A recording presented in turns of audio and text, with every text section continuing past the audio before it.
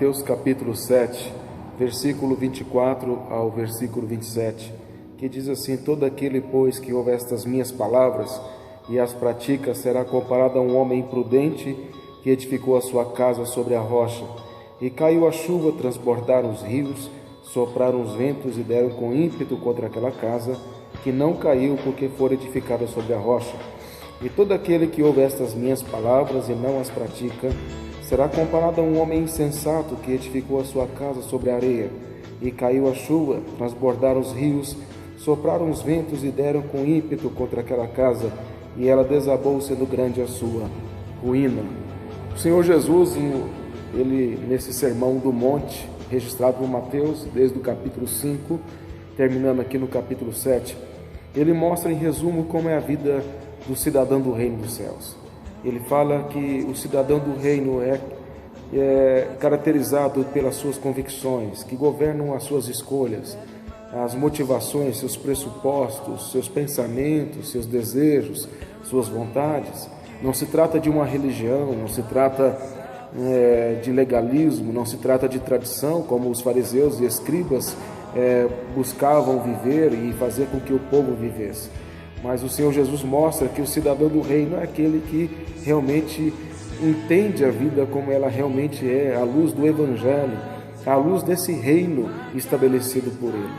E aqui, nesse final do Sermão no Monte, ele conclui mostrando duas situações, mostrando aquele que ouve estas palavras, ouve o Evangelho e pratica, e aquele que ouve e não pratica, aquele que é cidadão do reino porque pratica, e aquele que não é cidadão do reino, apenas um religioso, apenas aquele que ouve a palavra, mas não tem efeito algum no seu caráter, no seu temperamento, na sua forma de ver as coisas, na sua construção existencial. Então Jesus mostra esses dois tipos de construção, dois tipos de alicerce. O primeiro alicerce, ou a primeira forma de construção, é aquele homem que constrói sobre a rocha. Ele constrói sobre a rocha porque ele sabe que a chuva pode derrubar a sua casa. Ele sabe que os ventos podem vir e derrubar a sua casa.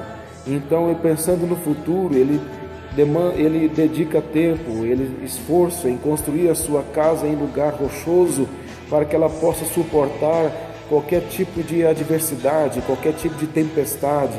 É um homem sábio, é um homem prudente, é um homem que realmente entende que não há controle algum da parte dele em relação às variáveis da vida. E aí então ele fala com relação a outra situação, é o homem que não pratica a palavra de Deus, ele ouve apenas, e aí ele então compara aquele que constrói sobre a areia. A ideia aqui de construir sobre a areia é a ideia de uma chopana, de uma cabana.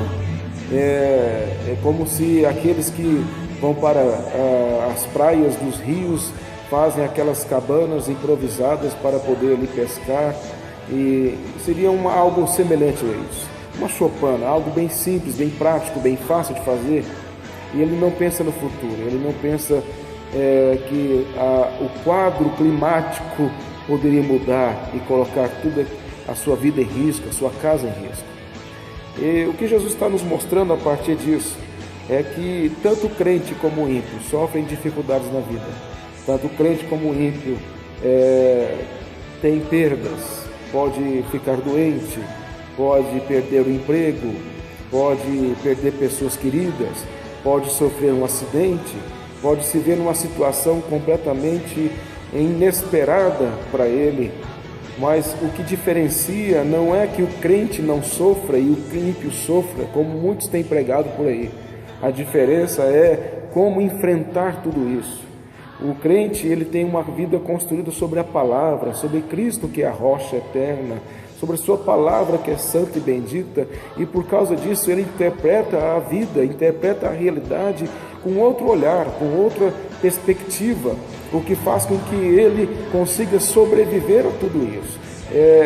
A Bíblia nos mostra e claramente que o Senhor não nos promete uma vida sem dificuldades, sem lutas, sem adversidades. Aliás, o apóstolo Paulo, em Romanos 8, 28, diz que nós sabemos que todas as coisas cooperam para o bem. E ali, quando Paulo diz que as coisas cooperam para o bem, são coisas boas e ruins, E ele está ali indiretamente referindo-se ao Antigo Testamento, onde homens de Deus passaram por tantas lutas e tantas dificuldades, mas tudo isso transformou-se em bem para eles, como no caso de José no Egito, quando seus irmãos chegaram a ele com medo que ele pudesse vingá-los, vingar a traição que eles fizeram a ele. Depois da morte de Jacó, ele disse: vocês intentaram mal contra mim, mas Deus transformou isso em bênção. Agora Paulo diz em Romanos 8, 28, verso 29, o que é essa bênção?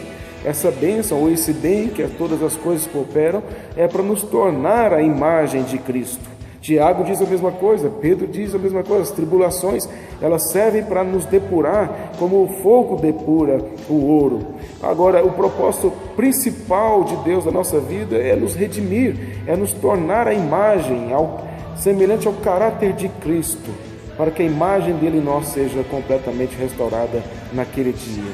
Portanto, o crente, ele sofre sim. Eu quero dizer a você, meu irmão, minha irmã, você sofre ou vai sofrer, certamente como eu vou.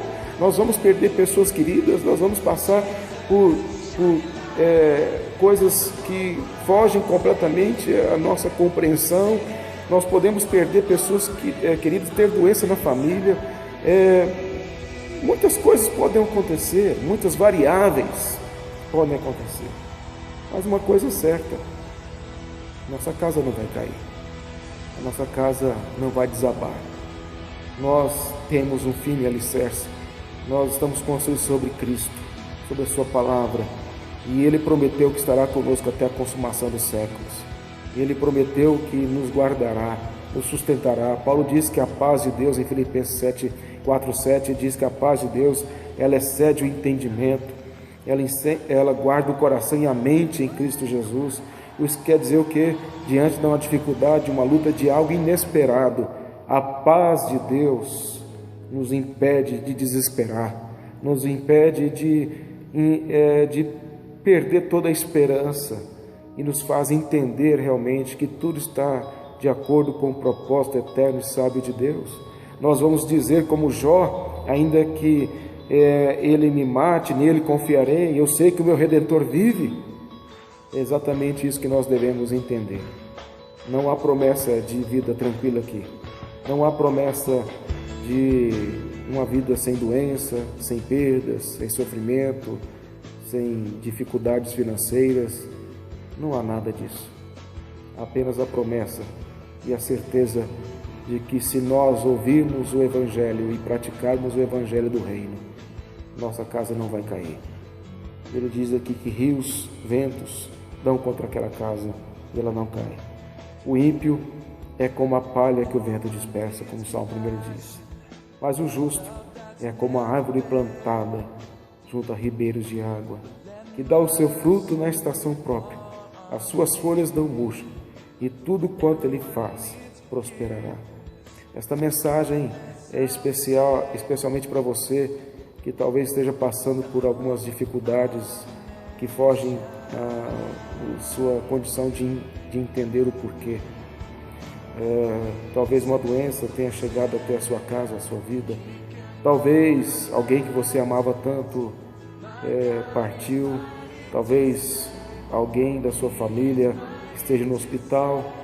Talvez seu filho esteja envolvido com coisas erradas. Talvez seu casamento esteja arruinado. Mas tenha certeza de uma coisa: ainda que estas coisas não se resolvam, ainda que estas coisas piorem, eu não posso te prometer que elas vão melhorar. Mas ainda que tudo isso ocorra, a sua casa não vai cair. A casa é a sua vida, a sua existência. Nada poderá separar-nos do amor de Cristo. Deus tem um propósito em tudo isso que está acontecendo na sua vida.